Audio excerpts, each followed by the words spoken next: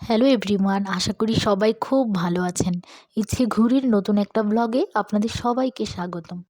আর আজকে বাড়িতে আমি বানাবো ছানার সন্দেশ। এখানে আমি 2 লিটার গরুর দুধ নিয়ে নিয়েছি আর দুধটা খুব ভালো করে জাল করে নিচ্ছি।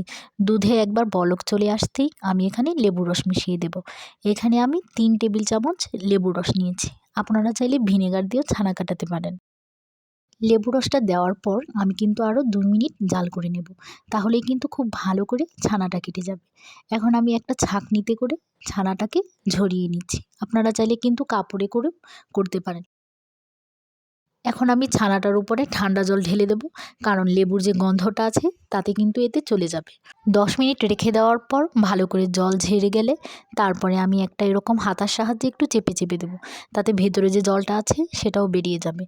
তারপর ছানাটাকে আমি একটা প্লেটের মধ্যে নিয়ে এখন এর মধ্যে খুব সামান্য পরিমাণ ময়দা আর চিনি দিয়ে খুব ভালো করে সবগুলো উপকরণকে এভাবে মেখে নেব। ছানাটা কিন্তু আমি খুব বেশি ডলে ডলে মাখবো না, একটু ঝুরঝুরের মতোই থাকবে, তাহলেই সন্দেশটা খুব ভালো হবে।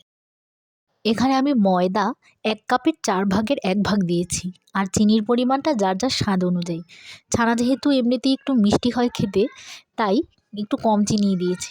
এখন আমি একটা প্যানের মধ্যে 1/2 কাপের মতো জল দিয়ে জলটা গরম হতেই এতে আমি প্যাকেটের দুধ দিয়ে দেব।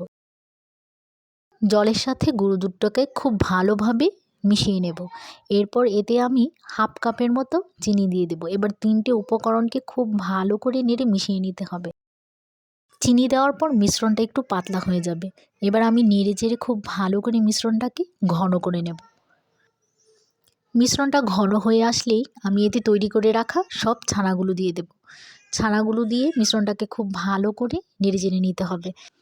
আর গ্যাসের আঁচটা অবশ্যই কম রাখতে হবে, কারণ হাই ফ্লেমে করলে কিন্তু পুড়ে যাবে আর তখন কিন্তু সন্দেশে খুব বাজে একটা স্মেল চলে আসবে।